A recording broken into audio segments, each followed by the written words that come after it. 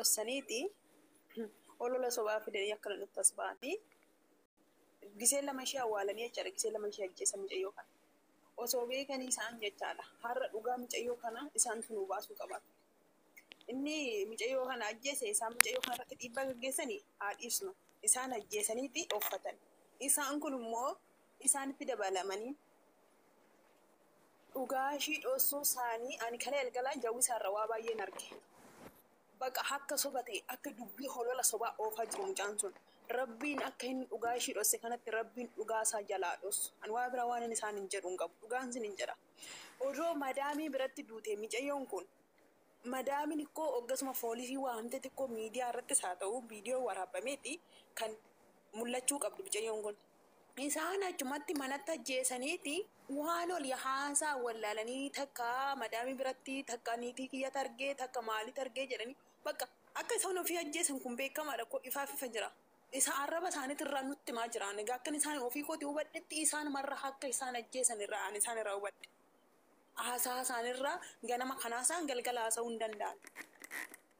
Kanaafi dhugaashii kana jabaadhaa ta'u mucayyoo kana dhugaashii baasaa. Obboleetti soo ta'e immoo ishii maallaqaan isaa goyyooffamtu maallaqni ishii immoo anuma ishimtu kun waggaa 7 hojjatte fuudhanii gimmaashaa akkaafalaniif.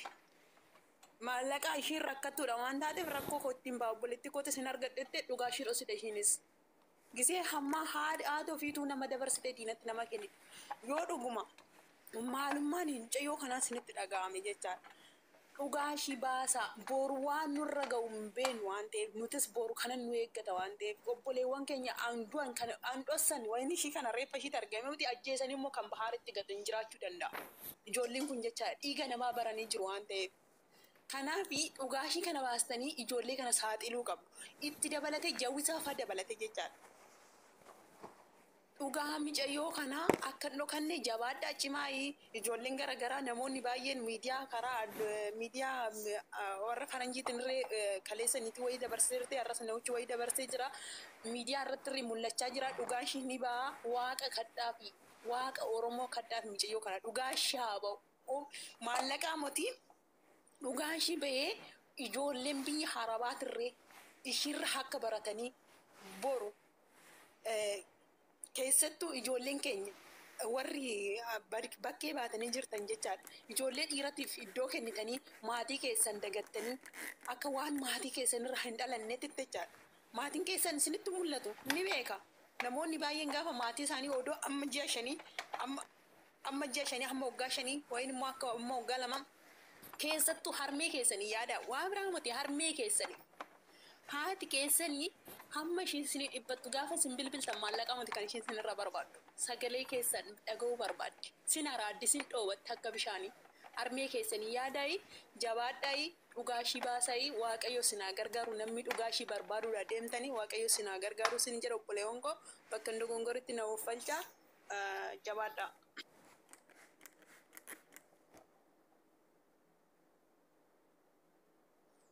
Okay, namni yaada hin kennetti yoo jiraatu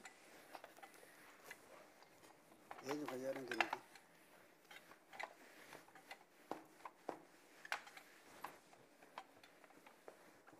Yaada warri hin kennetti yoo jiraatu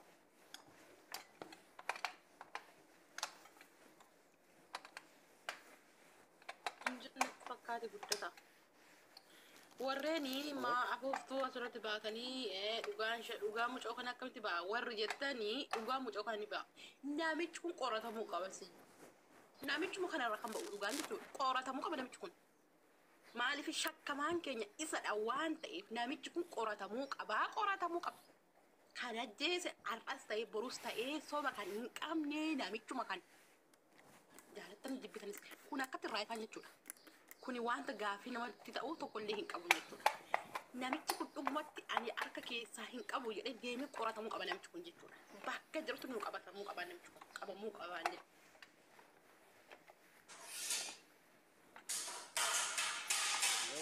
Biyya seerri jiru keessatti har'a hanxalaa qalanii reenfashatoo marmaraa tokko malee biyya galchan.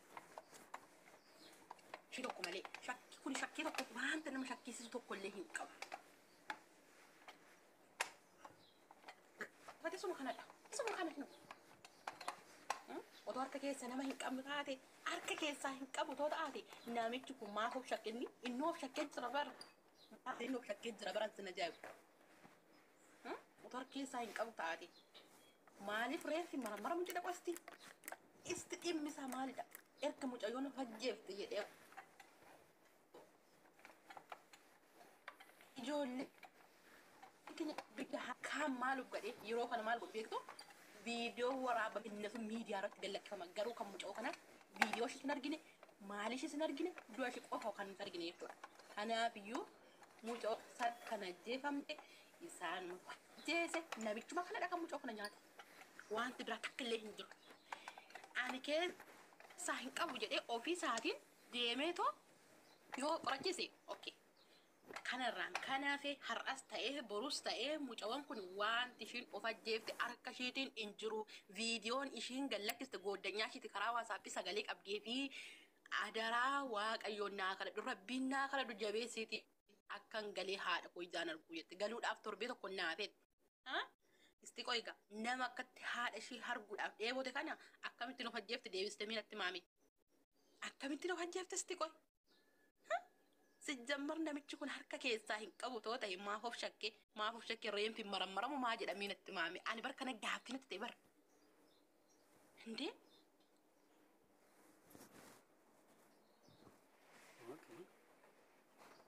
bareeda amma wanti ni gaa dubbiin alama jirti dubbiin ifuma jirti dubbiin qullaa jiraam jedhan qullaa jira dubbiin garuu namni haa hubatu duula emelii kanatti fufa duula emelii kanatti fufa. Warri shaamarran araba jirtan kun dhaggeeffadha ofuma keessanii maallaqa keessanii of hin ajjeesina ofuma maallaqa keessanii qubsitanii of hin ajjeesina ofuma keessanii manatti kiraatti kaffaltanii ofuma keessanii birrii laattanii fi paaspoortiin waa haramsi jettanii kaargoon waa ergu jettanii jara kana achitti goositanii boru hundi keessanuu ani intala kanarra ga'eerra isinirra ga'a of eeggadha waan gootan. Namatti dhiyaatan of eeggadha. Isin jettanii durii achitti walitti qabdanii intala gamin nuus nu hiisisina.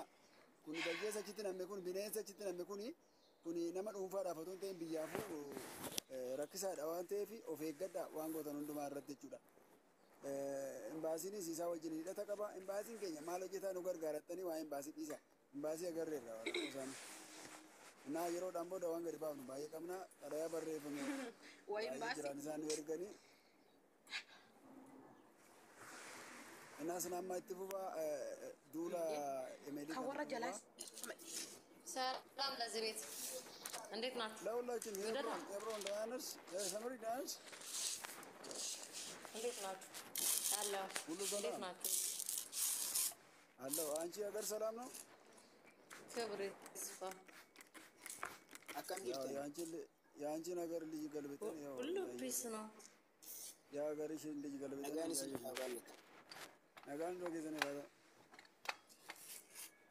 ኮኔ ራስ ማብን ተፈቀደ ሌባ ሆነ በምን ጉዳይ ነው በምን ምክንያት ፎቶ አልሰማሽም እንደ እቺ ልጅ አይተሽ አታውቅም አልሰማሽም ሚዲያ አታይም እንደ